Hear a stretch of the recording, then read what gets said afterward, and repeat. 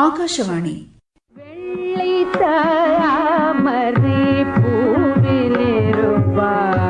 தமிழ்ச்சொல் மாலை.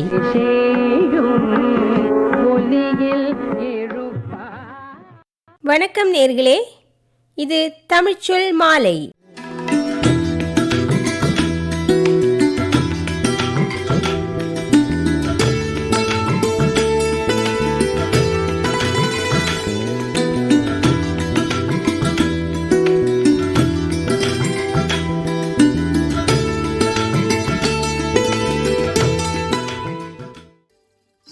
வேளாண்மை தொழில் நமது நாட்டின் பொருளாதார வளர்ச்சியில் முக்கிய பங்கு வகிப்பதாகும். மாறிவரும் இந்த நவீன யுகத்தில் வேளாண்மையும் நவீன முறையில் வளர்ச்சியடைந்து வருகிறது என்றால் அது மிகையாகாது. கேரளாவை பொறுத்தவரை இன்றைய இளைஞர்கள் வேளாண்மை தொழில் செய்வதில் அதிகம் நாட்டம் காட்டுகிறார்கள் என்பதற்கு ஒரு சிறந்த உதாரணம்தான் பல வீடுகளில் இன்று அமைக்கப்பட்டிருக்கும் மாடித் தோட்டங்கள். அரசின் தரப்பிலிருந்தும் இந்த மாடித் தோட்டங்களை அமைத்து வேளாண்மை தொழிலை மேம்படுத்துவதற்கான நடவடிக்கைகள் மிகவும் சிறப்பாக செய்து வருகின்றனர். இன்றைய தமிழ்ச்சொல் மாலை நிகழ்ச்சியில் முதலாவதாக நேயர்கள் கேட்க இருப்பது கேரள வேளாண் பல்கலைக்கழகத்தின் வேளாண் விரிவாக்க கல்வித்துறையில் உதவி பேராசிரியர் டாக்டர் இசக்கிமுத்து அவர்கள் எழுதி வழங்கும் முறை மாடித் தோட்டமும் பொருளாதார வளர்ச்சியும்.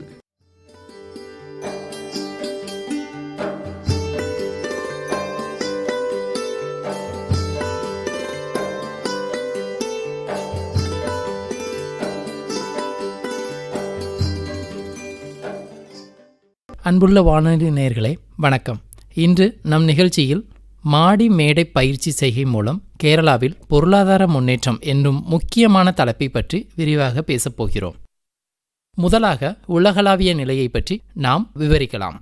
இன்றைய உலகில் மக்கள் தொகை அதிகரிப்பு மற்றும் நகரமயமாக்கல் காரணமாக உணவு பாதுகாப்பு, ஊட்டச்சத்து பாதுகாப்பு போன்றவை பெரிய சவாலாக மாறியுள்ளன. 2050 ஆண்டுக்குள் உலக மக்கள் தொகையில் 70% மேலானோர்கள் நகரங்களில் வாழ்வார்கள் என உலக அமைப்புகள் கணிக்கின்றன. இதனால் உணவு உற்பத்தியை நகர பகுதிகளில் தக்க வைத்து வளர்க்க வேண்டிய அவசியம் உள்ளது. பல நாடுகளில் மாடி மேடை, செங்குத்து தோட்டம், தண்ணீரில் பயிர் செய்கை, சிறிய பத்திர பயிர்கள் போன்ற புதுமையான முறைகள் அதிகம் வளர்ந்து வருகின்றன. இதனால் உணவு விலைகள் குறைவு, காய்கறி மற்றும் கீரை எளிதில் கிடைக்கும், சுற்றுச்சூழல் மாசு குறையும், மக்கள் ஆரோக்கியம் மேம்படும் போன்ற பல நன்மைகள் உள்ளன. இந்தியாவின் நிலை. நமது நாட்டில் குழந்தைகளில் சத்து குறைபாடு, மாதவர்களில் இரும்புச்சத்து பற்றாக்குறை ஆகியவை இன்னும் அதிகம் உள்ளது. தேசிய குடும்ப ஆரோக்கிய ஆய்வின்படி குழந்தைகளில் 35% மேல் வளர்ச்சி குறைபாடு, 19% உடல் எடையின்மை, மாதர்களில் 67% இரும்பு பற்றாக்குறை உள்ளது. இதற்கு காரணமாக காய்கறி, கீரை போன்ற பச்சை உணவுப் பொருட்கள் குறைவாக பயன்படுத்தப்படுகின்றன. இதை சரி செய்ய அரசு பல ஊட்டச்சத்து தோட்ட திட்டங்களை பள்ளிகளிலும் சமூக நிலையங்களிலும் தொடங்கி மக்கள் தங்களை காய்கறி வளர்க்கும் பழக்கத்தை கொண்டு வந்துள்ளது. நகரங்களில் காய்கறி விலை அதிகமாக இருந்தாலும் மாடி மேடை பயிர் செய்கை மூலம் மக்கள் புதிய காய்கறிகளை பெறுகிறார்கள். இதனால் உடல்நலம் மேம்படுகிறது, குழந்தைகளின் நோய் எதிர்ப்பு சக்தி அதிகரிக்கிறது.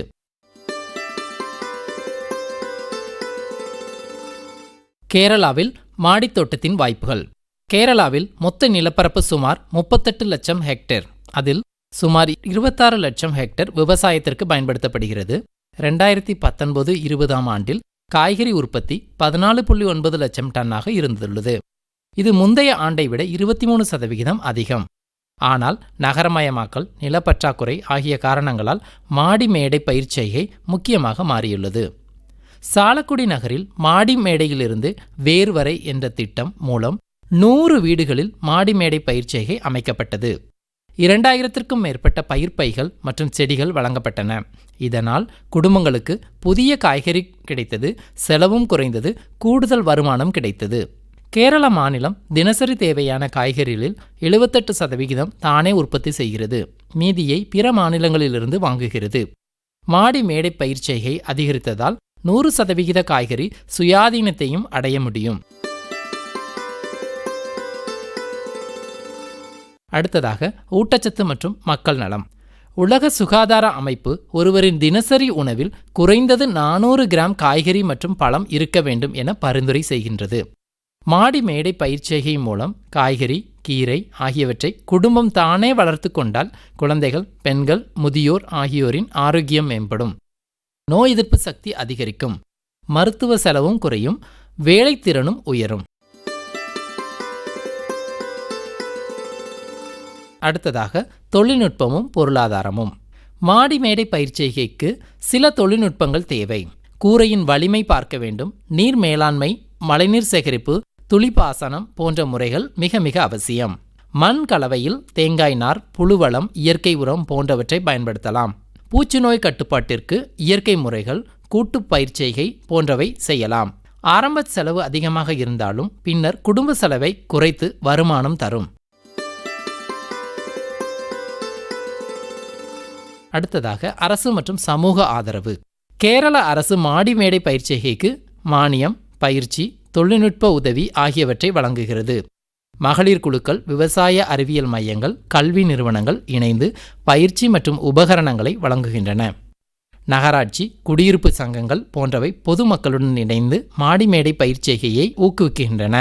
வீடுகளில் பயிர்ப்பைகள், தாவரப்பெட்டிகள், விதைகள், உயிரி உரங்கள் ஆகியவற்றை இலவசமாக அல்லது குறைந்த விலையில் தருகின்றன. அடுத்ததாக நாம் வெற்றிகரமான எடுத்துக்காட்டுகளை காண்போம். சிங்கப்பூரில் வானவளாவிய பசுமை என்ற செங்குத்து பண்ணைகள் அதிக விளைச்சலை கொடுத்துள்ளன. நம் கேரளாவில் சாலக்குடி திட்டம், குடும்பஸ்ரீ மகளிர் குழுக்கள் ஆகியவை மாடி மேடை பயிர்ச்செய்கையை வெற்றிகரமாக நடத்துகின்றன. மாணவர்களுக்கான ஊட்டச்சத்து தோட்டங்கள், பெண்களின் குழுக்களின் பயிர்ப்பை உற்பத்தி ஆகியவை மிகுந்த பாராட்டை பெற்றுள்ளன. மாடி மேடை பயிர்ச்செய்கை வெற்றிகரமாக நடைபெறுவதற்கு அரசு மற்றும் நிர்வாக அமைப்பின் ஆதரவும் கொள்கையும் மிக அவசியம். கேரள அரசு அக்ரிகல்ச்சரல் ஸ்டாட்டிஸ்டிக்ஸ் கேரளா 2023 ஆவணத்தில் க்ரோபேக் சப்சிடிஸ், பிளான்டர் பாக்ஸ், திறன் வளர்ச்சி பயிற்சி மற்றும் எக்ஸ்டென்ஷன் சர்வீசஸ் ஆகியவற்றை ஊக்குவிக்கின்ற திட்டங்களை முன்னிறுத்தியுள்ளது என்று தெரிவிக்கின்றது. குடும்பஸ்ரீ போன்ற மகளிர் குழுக்கள், கிருஷி விஞ்ஞான கேந்திரா மற்றும் கல்வி நிறுவனங்கள் இணைந்து பயிற்சி அமைப்புகளை வழங்குகின்றன.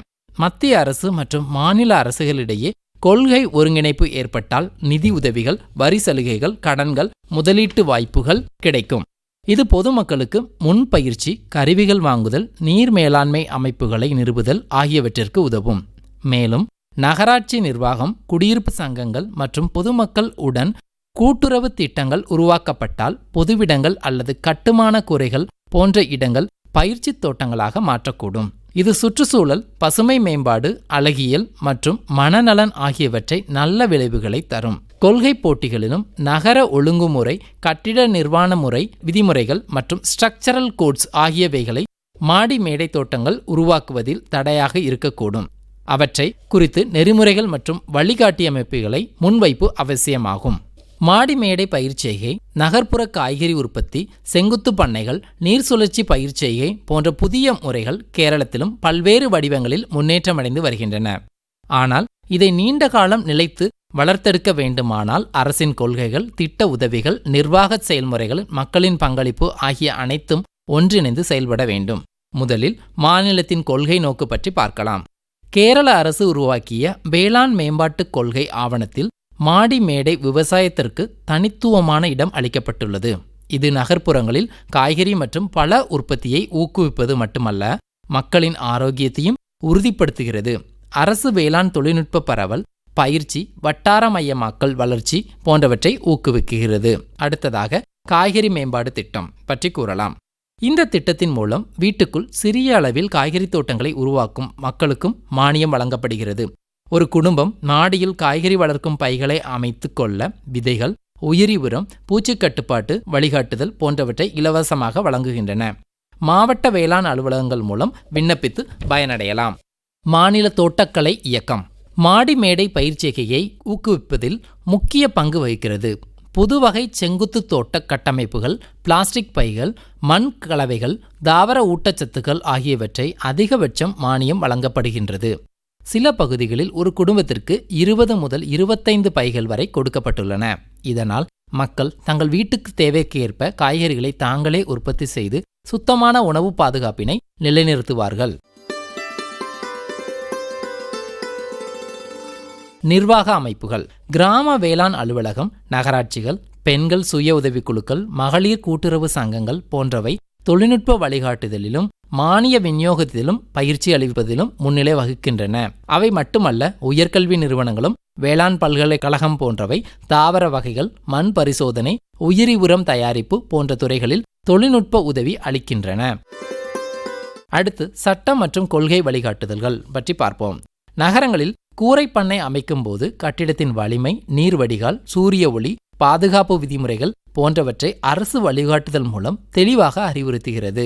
இதனால் பொதுமக்கள் பாதுகாப்பாக மாடி மேடை பண்ணைகளை அமைக்க முடிகிறது.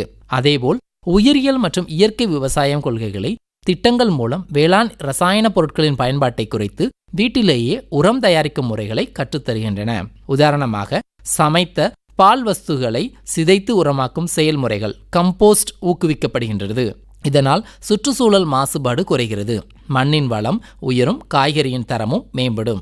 மாடிமேடை விவசாயம் ஒரு சமூக இயக்கமாக மாற வேண்டும் என்பதே அரசின் நோக்கம். இதற்காக பெண்கள், சுய உதவி குழுக்கள், மாணவர் அமைப்புகள், குடியிருப்பு சங்கங்கள் போன்றவை சமூக குழுக்களை சேர்ந்தவர்களுக்கு பயிற்சி பட்டறைகள் நடத்தப்படுகின்றன. இதன் மூலம் தொழில்நுட்ப அறிவும் கூட்டு பணி உணர்வும் வளர்கின்றன. இந்த திட்டங்களில் சவால்களையும் முன்னேற்ற வழிகளையும் கவனிக்க வேண்டியுள்ளது. மானியம் அனைவர் வீடுகளுக்கும் சேரவில்லை. சில இடங்களில் தொழில்நுட்ப உதவி குறைவாக இருக்கிறது. சில குடும்பங்களுக்கு நீர் பற்றாக்குறை உள்ளது போன்ற பிரச்சனைகள் ஏற்படுகின்றன. இதை சரிசெய்ய அரசு பல்வேறு புதிய திட்டங்களை தொடங்கியுள்ளது. கூடுதலாக குப்பை மேலாண்மை, மாடி பாதுகாப்பு, மின்சார செலவு குறைப்பு போன்ற ஆதரவு திட்டங்களையும் இணைக்கிறது.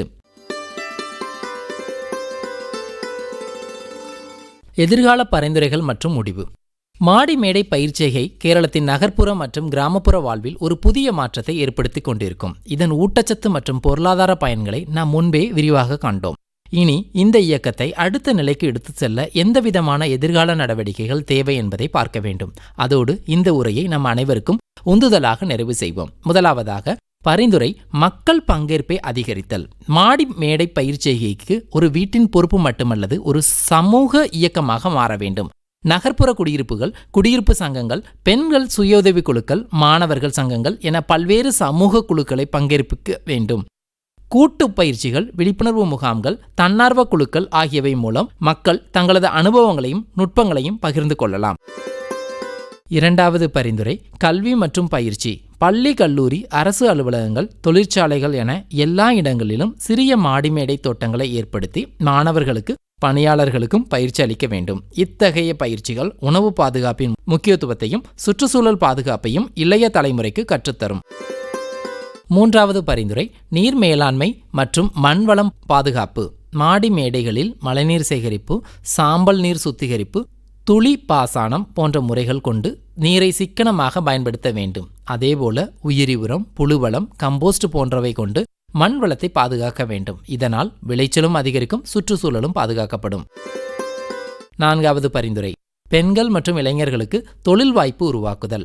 மாடிமேடை பயிர்ச்செய்கை மூலம் விதை உற்பத்தி, நாற்று வளர்ப்பு, உயிரி உரம் தயாரிப்பு, பைகள் தயாரிப்பு, நாட்டு விதைகள் விற்பனை போன்ற பல துணை தொழில்கள் உருவாக்குகின்றன.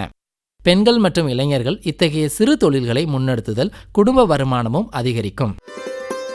ஐந்தாவது பரிந்துரை அறிவியல் மற்றும் தொழில்நுட்ப ஆதரவு.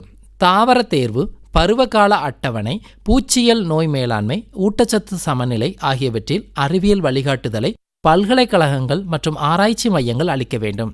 தொழில்நுட்ப ஆலோசனைக்கு சமூக ஊடகங்கள், இணையதளம், தொலைநிலை கற்றல் போன்றவை பயன்படுத்தப்படலாம். ஆறாவது பரிந்துரை அரசு கொள்கை வலுவாக்கம். மாடிமேட்டை பயிர்ச்செய்கைக்கு ஊக்குவிக்கும் நிதி உதவிகள், மானியங்கள், வரி சலுகைகள் போன்றவற்றை அரசு திட்டமிடலாம்.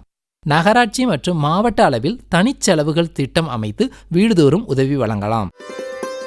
ஏழாவது பரிந்துரை மீளாய்வு மற்றும் கண்காணிப்பு. மாடிமேடை பயிர்ச்செய்கைக்கு திட்டங்கள் எவ்வாறு செயல்படுத்தப்படுகின்றன என்பதை புரிந்து கொள்ள காலம் காலமாக கண்காணிப்பு செய்ய வேண்டும். வெற்றி பெற்ற குடும்பங்கள் மற்றும் குழுக்களை தேர்வு செய்து அவர்களை முன்னுதாரணமாக காட்ட வேண்டும். தோல்வி ஏற்பட்ட இடங்களில் காரணங்களை ஆராய்ந்து புதிய நடவடிக்கைகளை மேற்கொள்ள வேண்டும். எட்டாவது பரிந்துரை ஊட்டச்சத்து கல்வி, காய்கறி மற்றும் பழங்களின் ஊட்டச்சத்து மதிப்பு, குழந்தைகளின் ஆரோக்கியத்திற்கு அது தரும் நன்மைகள், முதியோர்களின் ஆரோக்கிய பராமரிப்புக்கு அது அளிக்கும் பங்களிப்பு ஆகியவை பற்றி மக்கள் மத்தியில் விழிப்புணர்வு ஏற்படுத்தப்பட வேண்டும். குடும்பங்கள் தங்களது உணவில் புதிய கீரைகள், காய்கறிகள் அதிகமாக சேர்க்க வேண்டும். 9வது பரிந்துரை சமூக ஊடக மற்றும் தகவல் பரிமாற்றம். மாடி மேடை பயிற்சியை குறித்து வெற்றி கதைகள், தொழில்நுட்ப விளக்கங்கள், பயனுள்ள குறிப்புகள் போன்றவை சமூக ஊடகங்களின் மூலம் பரவ வேண்டும். இதனால் புதியவர்கள் தங்களை ஈடுபடுத்திக் கொள்ள ஆர்வம் பெறுவார்கள்.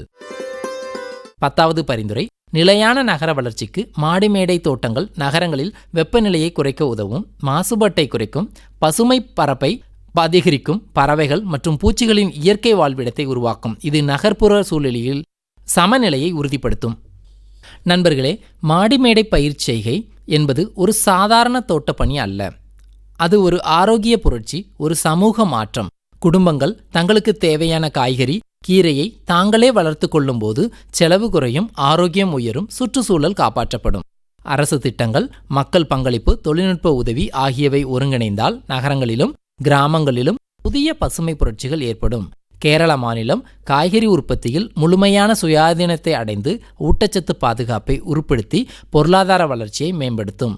நாம் அனைவருக்கும் இந்த மாற்றத்தின் பங்காளிகளாக இருக்க வேண்டும். நம் வீடுகளை பசுமையாக்கி ஆரோக்கியமாக வாழ்வோம். நன்றி.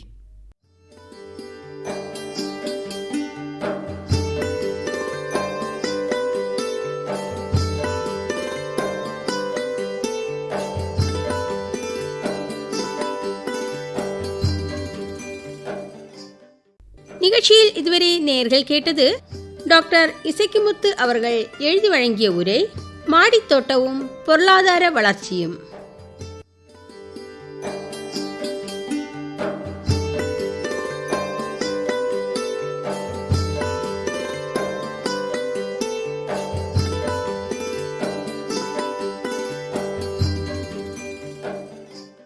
நேயர்கள் கேட்டுக்கொண்டிருப்பது ஆகாஷவாணியின் தமிழ்ச்சொல் மாலை.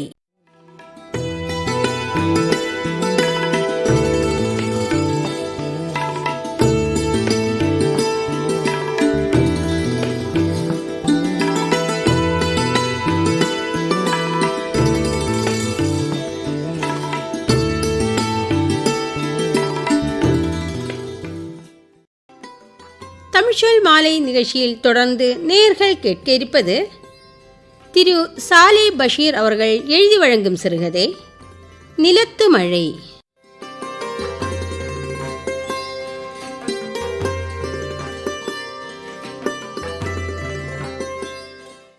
குயில்கள் போனாலும் அவற்றின் குரல்கள் நிரந்தரமானவை. பாடலையும் பறத்தலையும் பஞ்சின் கணம்போல காட்டும் எடை மயக்கம் கொண்ட வரிகள்.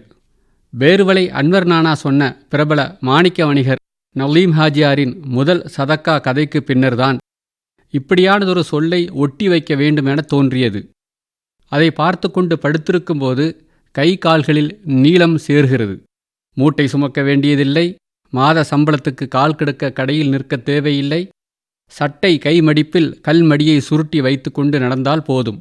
1 வருடத்துக்கான வருமானம் நாய்க்குட்டியைப் போல நமக்கு பின்னால் வந்துவிடும் என்ற ஊராரின் உண்மையும் மிகைப்படுத்தலுமான நம்பிக்கைகள்தான் கடல் நிலம் தாண்டி தமிழகத்து ஆட்களை பேருவளைக்கு ஈர்த்து கொண்டிருந்தது. அப்படியும் இப்படியுமாக பேருவளைக்கு வந்து சேரும் நூற்றுக்கணக்கான மக்கள் திரளின் 2 துளிகள்தான் நானும் என் உடன் பிறந்த சுல்தான் காக்காவும். 10 கூடிடும் பேருவளையிலுள்ள எங்கள் அலுவலகத்தை திறக்கும் முன் காக்காவும் நானும் தினசரி இளைப்பாரிச் செல்லும் வீடல்லாத வீடாக இருந்தது அன்வர் நானாவின் இல்லம். 10 புதினமாக காண கிடைக்கும் அருமணி மனிதர்களில் ஒருவர் அவர். பவளைக்கு சாப்பாடு வைக்கவா என தன் பல்லற்ற வாயினால் கேட்கும் அன்வர் நானாவின் கீழ் நாடி மேலுதட்டை உந்தி ஏற்றுவதினால் ஒரு சாடைக்கு தேயிலை போச்சியின் வாயைப் போல தோன்றும்.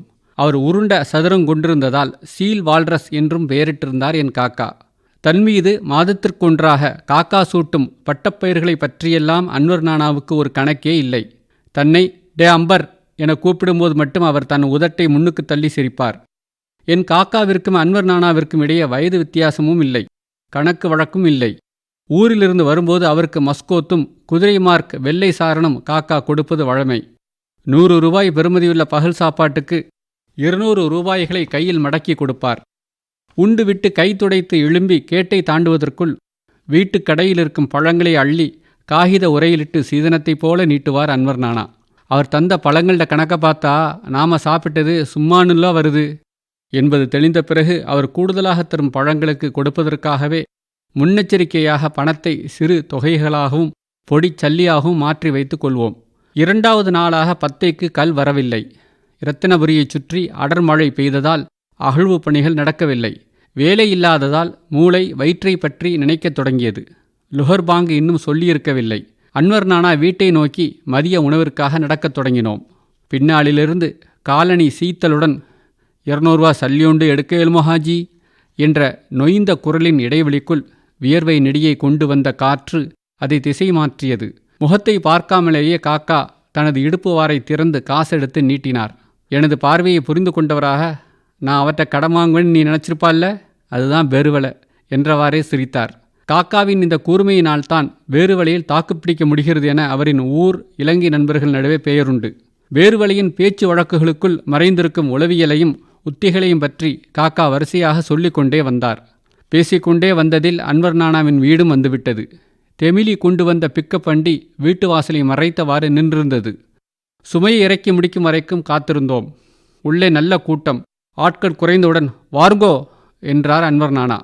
சோற்றுடன் மாசிக்கருவாடு சம்பல், சலாது, ஆக்கின மீன், தேங்காய் தலைப்பாலில் வெந்து மசித்த வம்பட்டு, அன்னாசி துண்டம் என வெள்ளை வீதுரு கோப்பைகளில் பரத்தி வைக்கப்பட்டதை பார்க்கும்போது ராத்தாக்கு மாமி வீட்டிலிருந்து தவடி தவடியாக சைக்கிள் ரிக்ஷாவில் வந்திறங்கிய திருமண சீர் தாளங்களின் நினைவு வந்தது. மீன் கோப்பையை சோற்றில் காக்கா சரிக்கப் போகும் வேளையில், அதை எடுக்க வேணாம் சுத்தா நானா என குறுக்கே கை நீட்டி காக்காவின் கையிலிருந்த பீங்கானை அன்வர் நானா உருவியதில் கொஞ்சம் ஆணம் உணவு விருப்பில் சிந்தியது. மீன் பீங்கானை அன்வர் நானா அப்படி திடீர் புடீர் என பிடுங்கியதில் எரிச்சல் ஊறியது.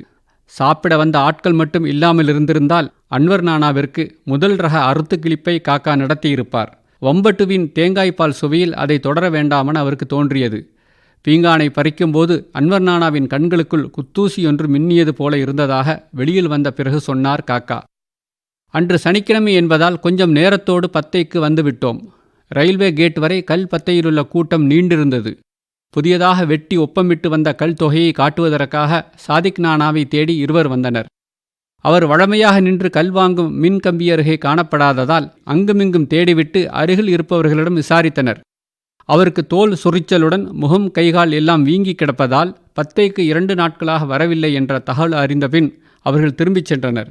ஆள் பெரிய கோடீஸ்வரனா மாணிக்க வியாபாரியா இருந்தா போதுமா, ஒரு கிழமையா சாப்பிட்டதுக்கு சல்லியை கேட்டா தாரல்ல, அப்பம் வளையன மீனத்தானே கொடுக்கோணும் என்றார். மேற்கொண்டு தொடர விரும்பாமல் காலை அசைத்து கொண்டு மௌனமாக இருந்தார். பிறகு எழுந்து மூலையில் சதுரமாக மடித்து வைக்கப்பட்டிருந்த 2 கோணிப்பைகளை நோக்கிச் சென்றார். இருந்தா இந்த மனுஷன மாதிரி இருக்கணும். இதை சொல்லும்போது அவருக்கு லேசாக மூச்சரைத்தது. 2 வருஷமீக்கும் ஷாக்கில் ஷல்லி இல்லாதது சுட்டி கையில் கீரையும் குச்சிக்காய் பக்கத்தோட மார்க்கெட்லேருந்து நான் வந்து கொண்டிருக்கும் போது புறத்தாலேருந்து என் கீசை யாரோ தொட்டா போல ஈந்திச்சு. திரும்பினா அபுலசன் ஹாஜியார், புட்டுப்பழம் போல மனுஷன். சலாம் சொல்லிட்டு சொண்டு கொடுக்காம என்னை முந்தி போயிட்டார். பவல் சாப்பாடு ஓஞ்ச நேரத்தில் வீட்டு வாசலில் ஆட்டுக்குட்டி ஒசரத்துக்கு 2 சாக்க கண்டன். 1 மாதத்துக்கு காணுற கணக்குக்கு அரிசி, பரிப்பு, கித்துல் கருப்பட்டி, பால்மா, நெய்யி, பான், மாசி, விரவு கட்டெல்லாம் ஈந்துச்சு. எல்லா மாதமும் 30ஆம் தேதி பிந்தாமே சுபக தொழுதுட்டு வீட்டுக்கு வாரதுக்குள்ளே வாசப்படியில் இருட்டோடு இருட்டா 2 சாக்கும் ஈக்கும். 2 பெருநாளைக்கும் புது உடுப்பும் தாரதுண்டு ஹாஜியார் என்ற அன்வர் நானாவின் கண்களில் நீர் மினுங்கியது. நீங்கள் பார்க்குற இந்த சாக்கில் தான் முதலாக குசினி சாமான் வந்த, அவ்வளோ பறக்கத்தான ஷாக்கு இது. அவற்றை எடுத்து 2 தடவை உதறி நார்ச்சதுரம் கச்சிதமாக வருகிற மாதிரி மடித்து மூலையில் வைத்தார். உண்டதற்கு பணம் தராமல் தன்னை ஏமாற்றியவர்கள், பத்தையில் ஏமாற்றுபவர்கள் என 2 வகை பட்டியலை தன் மகளிடம் சொல்லுவார். அவளும் அதை ரெக்ஸின் உரையிட்ட டயரியில் எழுதுவாள். ஏமாற்று கதைகளை புதிதாக கேள்விப்படும் போதெல்லாம் பாவப்பட்டவர்களுக்கு உணவளிக்க தவறுவதில்லை. வில்ஜாதி கற்களை அருமணி கற்கள் என நம்ப வைத்து உள்ளூர் ஆள் ஒருவர் ஏமாற்றி விற்றிருக்கிறார். விஷயம் சுணங்கி விளங்கி அடுத்த நாள் போய் கேட்டதில் 4 பேர் கூடி மிரட்டியுள்ளனர். தனக்கு நேர்ந்த இந்த நடப்பை வணிகத்திற்கு புதியவரான வெளியூர் சிறு வணிகர் ஒருவர் மதியம் சாப்பிட வந்த இடத்தில் அன்வர் நானாவிடம் சொன்னார். அந்த சொற்கள் ஒவ்வொன்றும் தான் நிற்கும் நிலத்திலிருந்து தன்னை பிடுங்கி எடுத்து எல்லாம் மங்கி தகிப்பேறி திசை கெட்ட ஓர் உப்பு நிலத்துக்குள் எறிவதை அறிந்தார். ஏமாந்த மனிதரின் அமைதி ததும்பிய அச்சொற்களின் அடியில் யானை கண் அளவிற்கு நெருப்பு சுடரிட்டதை கண்ட பிறகு உள் அமைதி போயிற்று. பத்தையில் ஏமாற்றப்படும் வெளியூர் மனிதர்களிடம் பகல் உணவிற்கான பணத்தை வாங்குவதில்லை என தீர்மானித்ததோடு அதை விடாமல் கடைபிடித்தும் வந்தார். ஏமாற்றுபவர்களின் பெயர் பட்டியலை தன் டைரியிலிருந்து எடுத்துக்காட்டி புதியதாக வருபவர்களிடம் எச்சரிக்க தவறுவதில்லை. அன்று சுடரிட்ட நெருப்பு துளிக்கும் தனக்கும் நடுவே காப்பரன் உண்டாகியிருக்கும் என்ற நம்பிக்கை அவருக்கு உருவாகியது. நானும் காக்காவும் ஊர் புறப்படுவதற்கு இன்னும் 2 நாட்களே மீதமிருந்தன. எங்களது 3 மாத வீசா முடிந்து ஊருக்கு புறப்படும் நாள் வரும்போது இலங்கை சல்லிக்கு 5000 ரூபாய்கள் கணக்கில் அன்வர் நானாவிற்கும் அதுபோல இன்னொரு வறிய மனிதருக்கும் கைமடக்கி கொடுப்பதுண்டு. கொண்டு வந்த கைமடக்கை காக்கா அன்வர் நானாவின் சட்டை பைக்குள் திணித்தவுடன் சலாம் கொடுத்துவிட்டு கிளம்பினோம். அவர் வீட்டை தாண்டிய சாலை சந்தியில் தீர்ந்த வணிகத்தின் தரகிற்காக இருவர் சச்சரவிட்டு கொண்டிருந்தனர். நாங்கள் வீடடைந்த சிறிது நேரத்தில் ஏணிப்படியின் கீழ்ப்படிகளிலிருந்து சுத்தானானா என்ற தொய்ந்த விழியொன்று கேட்டது. கால் மூட்டை தாங்கியபடி படியேற முடியாமல் வெற்று கால்களுடன் சிமிடு தரையில் நின்றபடி அன்வர் நானாதான் கூப்பிட்டு கொண்டிருந்தார். அவர் கையில் குட்டி பொதியொன்று இருந்தது. அதற்குள் பச்சை நிறத்தில் 6 தென்னை மரங்களும் அறையப்பட்டிருந்த பீங்கான் தட்டுகள் செய்தித்தாளில் கவனமாக பொதியப்பட்டிருந்தன. நான் அதை பார்த்து வியந்து கொண்டிருக்க, அடே அம்பர் நில்லுடா என குரல் எழுப்பினார் காக்கா. அதற்குள் தன் வீட்டை நெருங்கி விட்டிருந்தார் அன்வர் நானா. பாவப்பட்ட மனிதர் வீடு தேடி வந்து கொடுத்துவிட்டு போன அன்பளிப்பை திரும்ப கொடுத்து அவரை சங்கடப்படுத்த வேண்டாம் என நான் சொன்ன பிறகு அவ்வெண்ணத்தை காக்கா அரைமணத்துடன் கைவிட்டார். நாங்கள் கொடுத்து வந்த கைமடக்கு பணத்தின் மதிப்பை விட பீங்கான் தட்டுகளின் விலை கூடுதல் என்பதை முதல் பார்வையிலேயே அறிந்தவுடன் சுல்தான் காக்காவின் முகம் வாடியது. இந்த சுழல் வளையத்தை அடுத்த பயணத்தில் மேலும் சுழல விடக்கூடாது என தீர்மானித்தோம். அடுத்த பயணத்தின் ஊருக்கு திரும்பும் நாளும் வந்தது. கொழும்புக்கு போகும் வழியில் வண்டியை நிறுத்தி அன்வர் நானாவிடம் கைமடக்கை வைத்த பிறகு யார் கூப்பிட்டாலும் வண்டியை நிறுத்தாமல் உடனே கிளப்பிவிட வேண்டும் என ஓட்டுநரிடம் சொல்லியிருந்தோம். வேனில் ஏறும்படி என்னை அவசரப்படுத்தினார் காக்கா. ஏறியவுடன் பின்பக்கம் காட்டும் கண்ணாடியைத்தான் முதலில் பார்த்தேன். தன் சாரத்தை சரி செய்தவாறே வாயை குழப்பிக்கொண்டு அன்வர் நானா திகைத்து நிற்பது தெரிந்தது. ஊர் போய் சேர்ந்தவுடன் வேறு வழியிலுள்ள எங்கள் அலுவலகத்தின் பக்கத்து வீட்டிலிருந்து வாட்ஸ்அப்பில் தகவல் அனுப்பியிருந்தார்கள். சிறு பொதியொன்றை எங்களிடம் தரச் சொல்லி அன்வர் நானா கொடுத்து விட்டு போயிருக்கிறார். பொதுக்குள் இருப்பதை படமெடுத்து அனுப்பினர். கைச்சுற்று விசையில் இயங்கும் டைனமோ ஆற்றல் வானிலை பேழை. ஜப்பான் உருவாக்கம். உள்நாட்டு போர் சமயத்தின் போது மின்சாரமில்லாத வடக்கு பகுதிகளில் பயன்படுத்தப்பட்டு தற்சமயம் எளிதில் கிடைக்காத பொருள். உள்ளிருந்து கிளம்பிய தோல்வியின் சிறுமை வெட்கம் கலந்த இயக்கமாக உருமாறி காக்காவின் முகத்தில் படர்ந்தது. நிலத்திலேந்து வானத்துக்கு என்றைக்குமே மழை பெய்ய இயலாது என்றார். தெருவில் கிளம்பிய குரல்களின் உச்ச கலவையொலியால் பேச்சை தொடரவியலாமல் என்னை பார்த்தார்.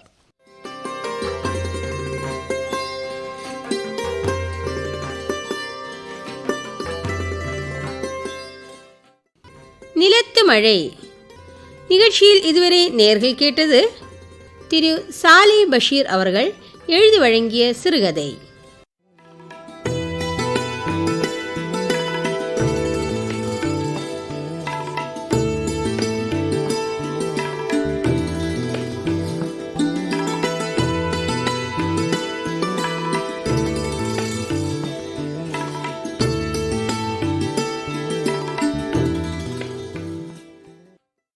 நிகழ்ச்சியில் இதுவரை நேயர்கள் கேட்டுக்கொண்டிருந்தது ஆகாஷவாணி திருவனந்தபுரம் நிலையத்திலிருந்து ஒலிபரப்பான தமிழ்ச்சொல் மாலை.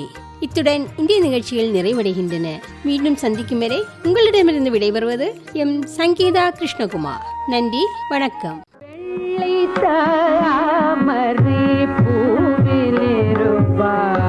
தமிழ்ச்சொல் மாலை.